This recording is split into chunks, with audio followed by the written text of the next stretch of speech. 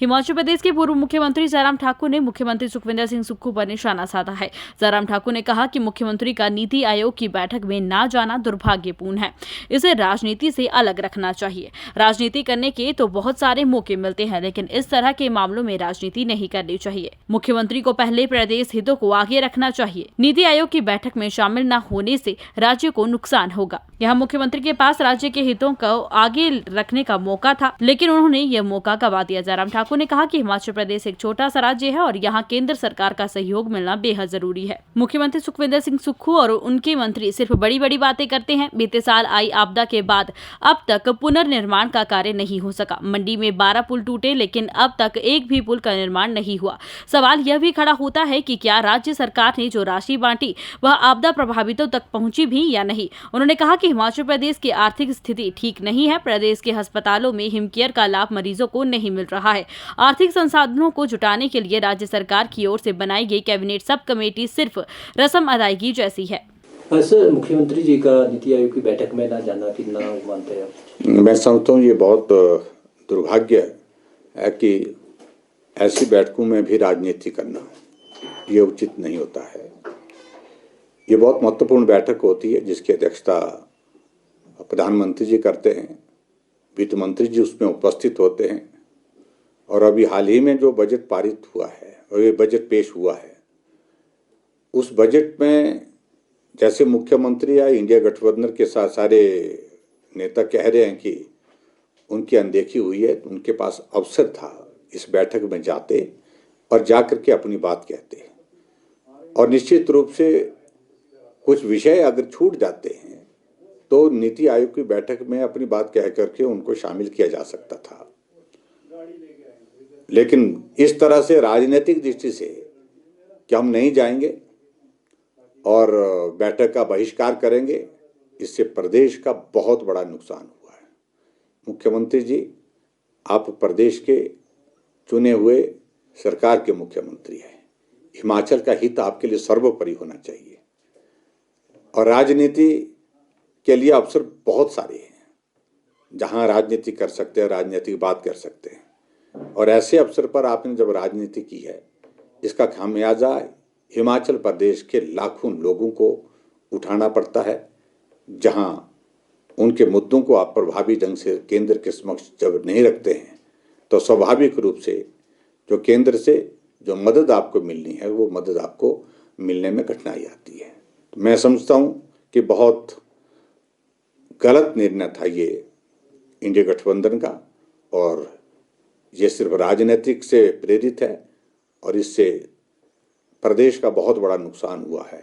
मुख्यमंत्री यहाँ से तो दिल्ली गए हैं, लेकिन दिल्ली जाकर के बैठक में नहीं गए और शायद मेडिकल टूर प्रोग्राम भी इस प्रकार से ही है उनका, यहाँ से दिल्ली जाने का था और उसमें कार्यक्रम यही था कि नीति आयोग की बैठक में जाना है।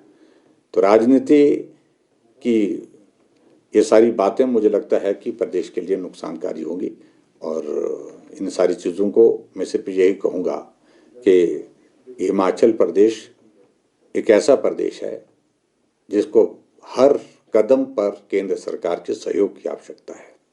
अगर प्रदेश में विकास करना है तो निश्चित रूप से केंद्र के साथ हमारे संबंध सौहार्दपूर्ण होना चाहिए, अच्छे होने चाहिए। केंद्र से हम ज़्यादा से ज़्यादा मदद ले सके, उसके लिए आपका व्यवहार बहुत ज़्यादा महत्वपूर्ण होता है। सर, कई के लिए आए थे लेकिन वापस लौटाना क्या देखते हैं आप किस तरह से? ये भी बहुत बड़ा दुर्भाग्य है कि पूरे देश भर में 3 बल्क ड्रग फार्मा पार्क मिले थे और तीनों की बिडिंग हुई थी, ओपन बिडिंग हुई थी। सभी प्रदेशों ने उसमें हिस्सा लिया और हमने अग्रेसिव होकर के हम चाहते थे कि ये एक बल्क ड्रग फार्मा पार्क हमको हिमाचल को मिलना ही चाहिए और हम उसमें सफल भी हुए।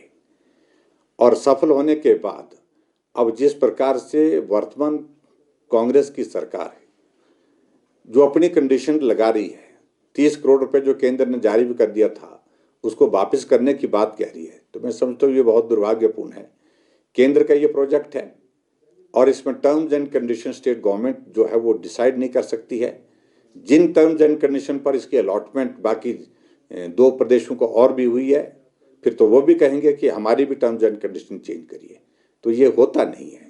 शायद मुझे समझ में नहीं आ रहा है ये कि आखिरकार इनके सलाहकार कौन है। व्यवहारिक चीज़ों की जानकारी होनी चाहिए। और अगर केंद्र के ऐसे प्रोजेक्ट्स को आप छोड़ते जाएंगे तो प्रदेश में आपके पास बचा क्या है जिसमें आप काम करेंगे। बहुत नुकसान होगा। हजारों की संख्या में जहां रोजगार की संभावना है, करोड़ों की हजारों करोड़ रुपए की लागत से ये प्रोजेक्ट बनेगा। 1000 करोड़ रुपए तो केंद्र सरकार इसके लिए दे रही है। मैं समझता हूं बहुत दुर्भाग्य है ये प्रदेश का कि ऐसी सरकार जो विकास के कार्य को राजनीतिक के तराजू में तोल रही है। सर, डिजास्टर में भी वो भेदभाव की बात कर रहे हैं कि जो रूटीन का भी पैसा तो मिलता ही है, लेकिन हमने जो डिमांड की थी वो नहीं मिला। सबसे बड़ी बात है कि उनको इस बात को समझना चाहिए, जब भी प्रदेश में नुकसान होता है प्रदेश सरकार हायर साइड में जो है वो डैमेजेस का जो एस्टिमेशन देती है और ये करना भी चाहिए। जब हम भी सरकार में थे हम भी थोड़ा हाई साइड में देते ताकि ज़्यादा पैसा मिल सके। लेकिन ये केंद्र सरकार पर निर्भर करेगा कि वो सारा आकलन करने के बाद उन्हें कितना पैसा देना है। केंद्र सरकार ने पैसा दिया, 1800 करोड़ रुपए के लगभग दिया। लेकिन अगर मैं पूछूं प्रदेश के मुख्यमंत्री से उस पैसे का क्या हुआ, आज भी हमको दर्जनों डेलीगेशन मिल रहे हैं जिनका नुकसान पिछली बरसात में हुआ है और पिछली बरसात में नुकसान होने के बावजूद एक पैसा उनको नहीं मिला है। वो 1800 करोड़ रुपए केंद्र सरकार ने जो दिया है, जो आपने बड़ी पैकेज की बड़ी घोषणा की थी, आखिरकार वो पैकेज का पैसा गया कहाँ? ये बहुत बड़ा प्रश्न है। जो पात्र व्यक्ति हैं उन तक पैसा ही नहीं पहुंचा है। बड़े बड़े लोग उस पैसे को लूट गए हैं। ये बहुत बड़ा चिंता का विषय है। और हिमाचल जैसे छोटे से प्रदेश में अगर त्रासदी के दौरान भी इस तरह से बंदर बांट होगी तो ये बहुत बड़ा अपराध है, बहुत बड़ा पाप है।